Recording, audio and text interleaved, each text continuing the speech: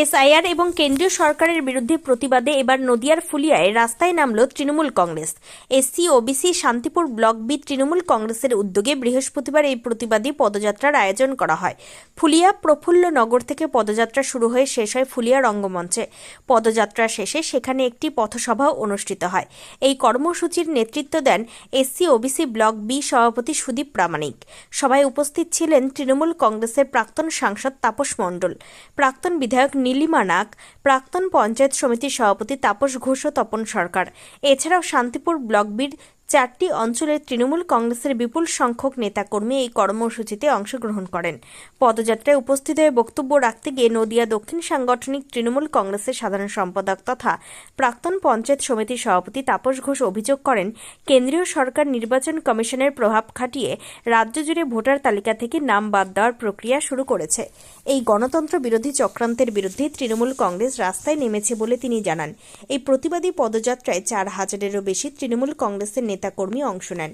SIR ও কেন্দ্রীয় সরকারের চক্রান্তের বিরুদ্ধে ফুলিয়া রঙ্গমঞ্চে অনুষ্ঠিত পথসভা থেকে আন্দোলন আরও জোরদার করার বার্তা দেওয়া হয়। আজকে যে আমাদের এসব নিয়ে মানুষের নাম অনেক বাদ দেবে বলেছিল, ঠিক আছে, সেসব মানুষ সুস্থভাবে নাম উঠেছে। আর কিছু মানুষের নাম উল্টো পাল্টা ভাবে যে বিজেপিরা সরকার বাদ করেছে, সেসব নামগুলো আমাদের কালেকশন করে সেইভাবে আমাদের নামগুলো ওঠাতে হবে সঠিকভাবে।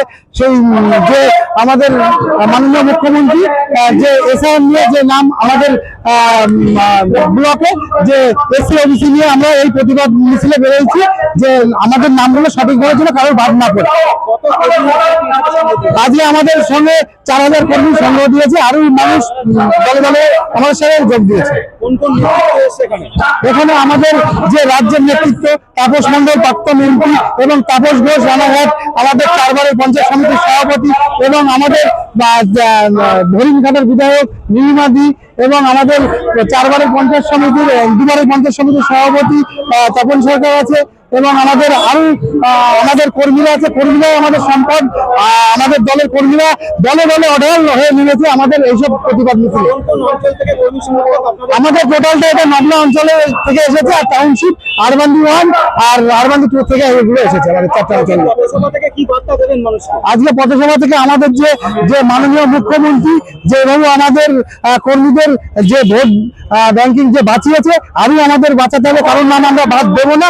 মুখ্যমন্ত্রী আমাদের পাশে আছে, সেই জন্য আমাদের প্রতিবাদে আমাদের সঙ্গে সবাই এসেছে।